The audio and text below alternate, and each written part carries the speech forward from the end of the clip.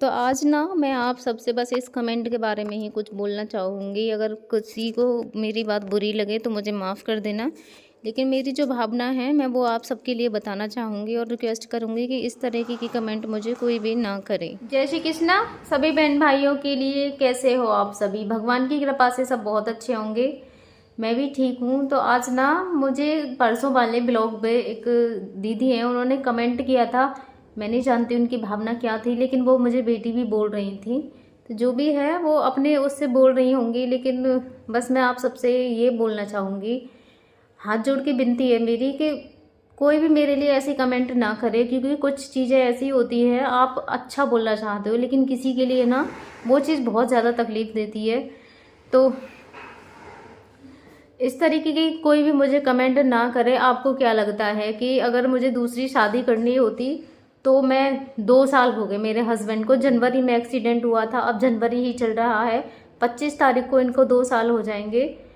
तो अगर मुझे दूसरी शादी करनी होती तो क्या मैं इतने दिन से यहाँ पे इस तरीके से इनकी सेवा कर रही होती? हर दिन मुझे ये रहता है कि ये ठीक हो जाएं और मुझसे बात करने लगें, तो क्या मैं ऐसा करती? जिन्हें शादी करनी होती है ना वो अच्छे खासों में भी लात मार के चली जाती हैं, या फिर इतने दिन सेवा नहीं करती है, वो उन्हें रहना ही नहीं होता है। तो बस यही बोलूँगी कि आपकी भावना चाहे जो भी हो, लेकिन मुझे इस तरीके की कमेंट ना करें, क्योंकि मैं इस कैटेगरी की नहीं हूँ, ना ही मुझे ये सब अच्छा लगता है। बस मुझे अपने ही पति को, चाहे जैसी भी स्थिति में है, जैसे भी हैं, मुझे यही अच्छे लगते हैं और भगवान ने चाहा तो ये ठीक भी होंगे।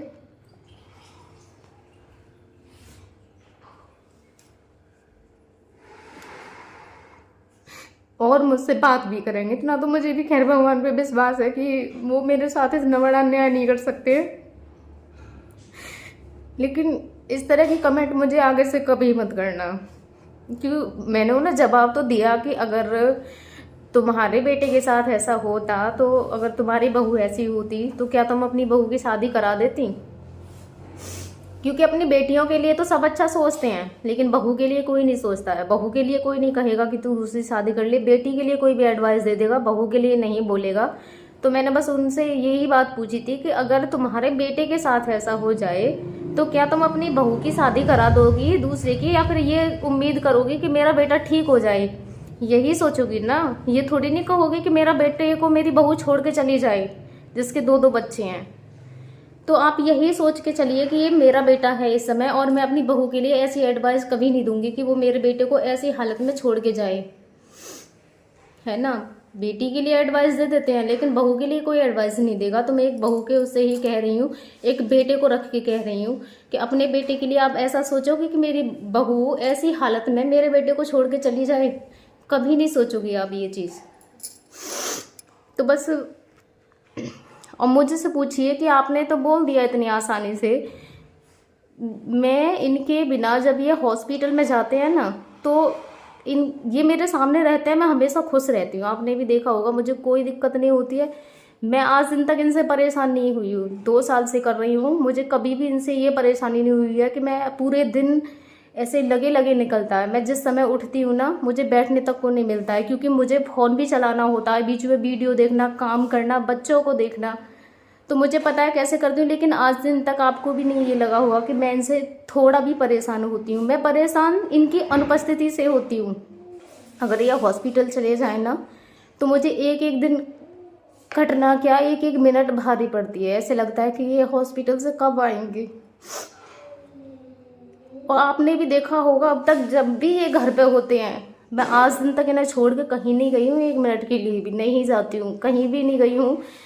गांव भी जाती हूँ ना, ये घर नहीं होते हैं, हॉस्पिटल में एडमिट हो जाते हैं, उस समय घर पे जाती हूँ, क्योंकि यहाँ फिर मेरा मन नहीं लगता है घर पे। यहाँ और भी ज़्यादा मेरे दिमाग में नए नए विचार घूमते हैं, जी घबराता है मेरा बहुत ज़्यादा। तो फिर मैं गांव में चली जाती हूँ। और जब इन्हें बहुत ज़्यादा इस बार थोड़े, आपको भी पता है, हॉस्पिटल में टाइम लग गया था, तो मेरा गांव में भी फिर बहुत मतलब बेचैनी सी हो रही थी कि इतने दिन इन्हें हॉस्पिटल में हो गए। तो मैं गांव में भी 7वें दिन वहाँ से आ गई थी, जबकि ये हॉस्पिटल से नहीं आए। तो फिर मैं हॉस्पिटल में ही चली गई, क्योंकि मुझे इनकी अनुपस्थिति बिल्कुल नहीं रही जाती है। तो आपको क्या लगता है कि मैं इन्हें ऐसी हालत में छोड़ पाऊँगी? सब एक जैसे नहीं होते हैं, ये चीज़ मैं जानती हूँ।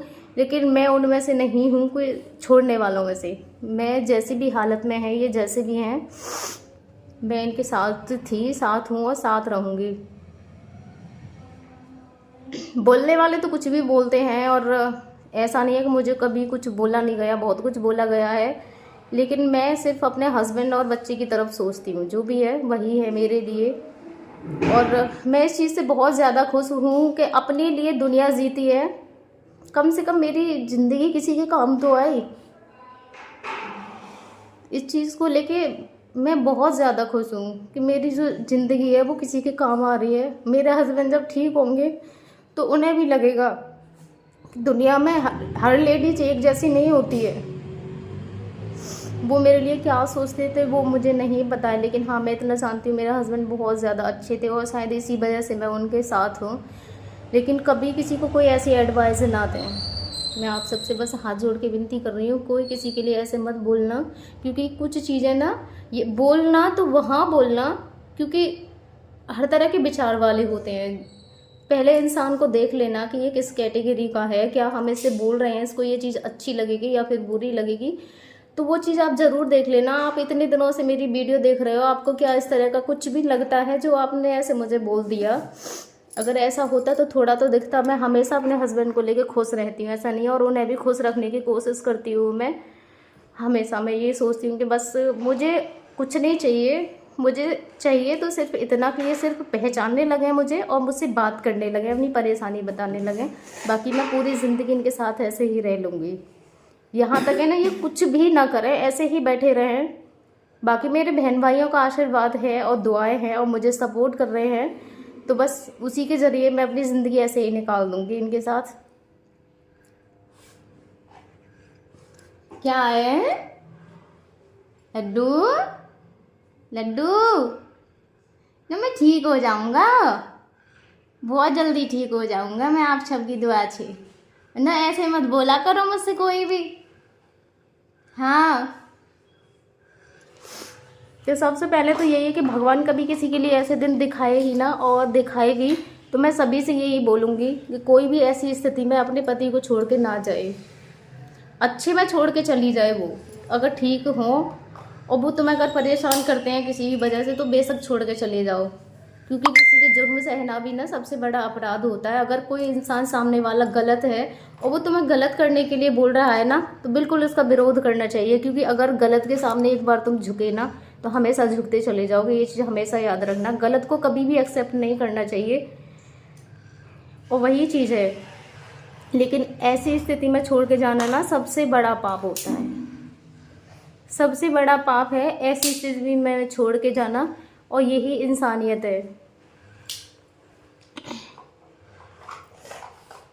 तो वही चीज़ है, मैं ना तो कभी किसी से गलत बोलती हूँ और ना ही मुझे पसंद है कि कोई मुझसे गलत बोले, क्योंकि गलत चीज़ों को कभी भी मैं भी एक्सेप्ट नहीं करती हूँ। अगर कोई चीज़ गलत है ना तो मैं कभी भी एक्सेप्ट नहीं करती हूँ, चाहे वो कोई भी हो, मेरे पापा ही क्यों ना हो। अगर वो मुझे कुछ गलत बोलते हैं ना, मैं उनकी भी नहीं मानती हूँ। अगर मेरी मम्मी मुझसे कुछ गलत बोलती हैं तो मैं उनकी भी नहीं मानती हूँ, क्योंकि गलत चीज़ें तो कोई भी हो, मैं किसी की नहीं मानती गलत चीज़ें। और मुझे जो ठीक लगता है मैं वो कर रही हूँ। मैं जानती हूँ कि मैं जो कर रही हूँ ना वो गलत नहीं है, क्योंकि आज जिस स्थान पे ये है ना, मैं भी हो सकती हूँ वहाँ पे, कोई भी हो सकता है। तो ऐसे थोड़ी नहीं है कि अगर कल ये ठीक तो हम इनके साथ थे, आज ये ऐसी स्थिति में है तो मैं इन्हें छोड़ के चली जाऊँ।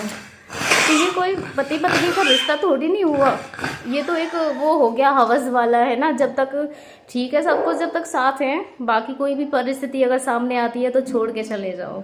ये कोई इंसानियत थोड़ी नहीं है।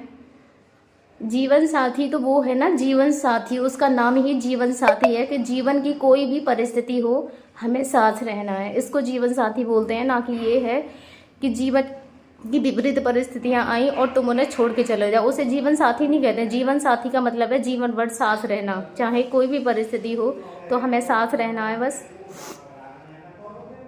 और ऐसा नहीं है कि भगवान सुनेंगे नहीं, ज़रूर सुनेंगे हमारी, और वो ठीक भी होंगे। तो बस आप सबसे मेरे हाथ जोड़ के प्रार्थना है कि मेरे हौसले को बढ़ाएं, ना कि कमज़ोर बनाएं। और उम्मीद करती हूँ कि आप में से कोई भी इस तरह की कमेंट आगे से मुझे नहीं करेगा, क्योंकि मुझे बहुत ज़्यादा तकलीफ़ हुई थी उस वाली कमेंट से, बहुत ज़्यादा तकलीफ़ हुई थी, मैं आपको बता नहीं सकती हूँ। तो आगे से मुझे प्लीज़ कोई भी ऐसी कमेंट ना करें, क्योंकि सबसे ज़्यादा तकलीफ़ मुझे इसी चीज़ से होती है। मैं तो पहले से ही बहुत ज़्यादा परेशान हूँ। तो धन्यवाद मेरे सभी बहन भाइयों के लिए।